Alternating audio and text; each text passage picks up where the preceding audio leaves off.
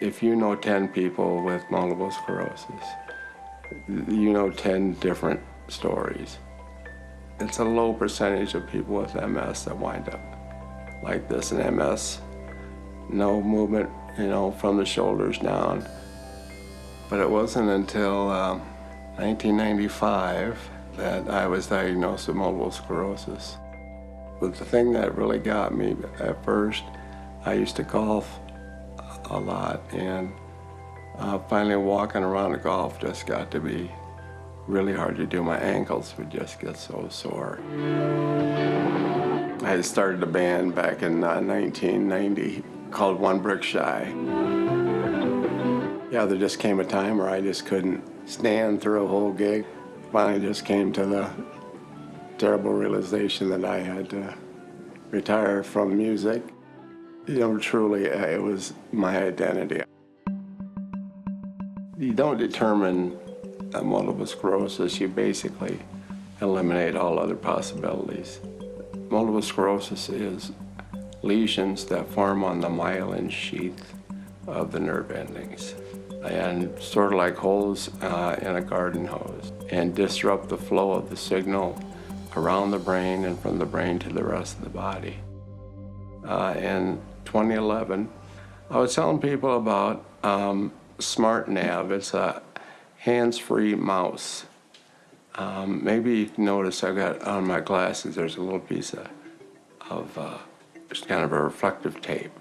Well, this, I have a special camera on top of my computer that follows us so I can move the cursor around just by moving my head.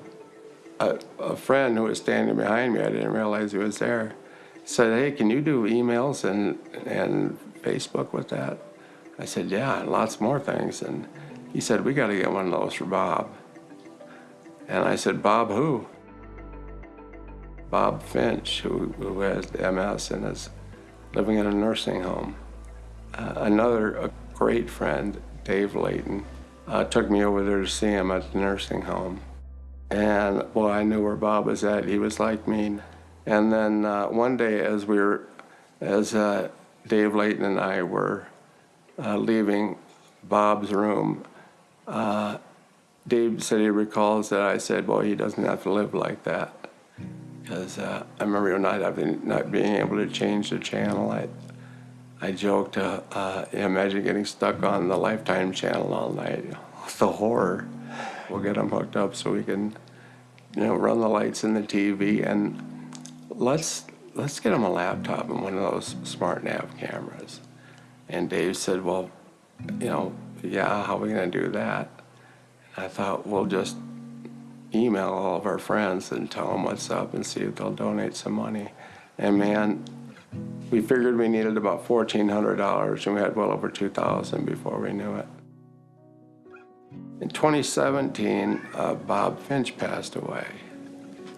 So the notion just said, "Dave, why don't we take this memorial money and what's left of that money in the BAT fund and put them all together and create an actual 501c3.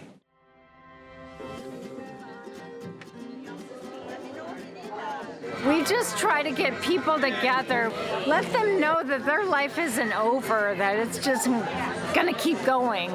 And I've had MS since I've been 22, and I'm much older now. And that's kind of what this whole event is about. Life is not over just because of a diagnosis.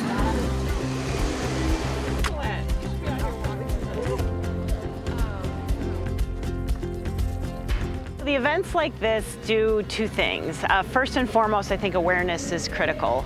Increasing awareness helps people understand needs of their community members, but also it helps with that early intervention.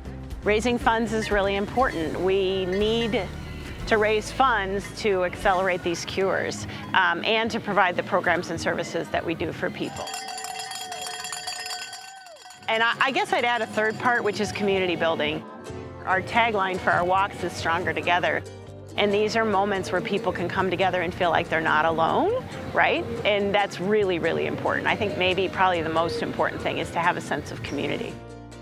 For the Finch Fund, our mission statement is to provide resources to people living with MS to help them maintain their independence and quality of life.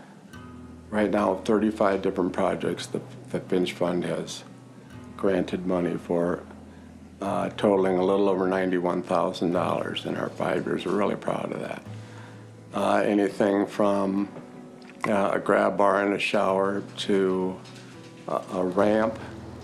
Just being able to stay, like for me, in my home is everything.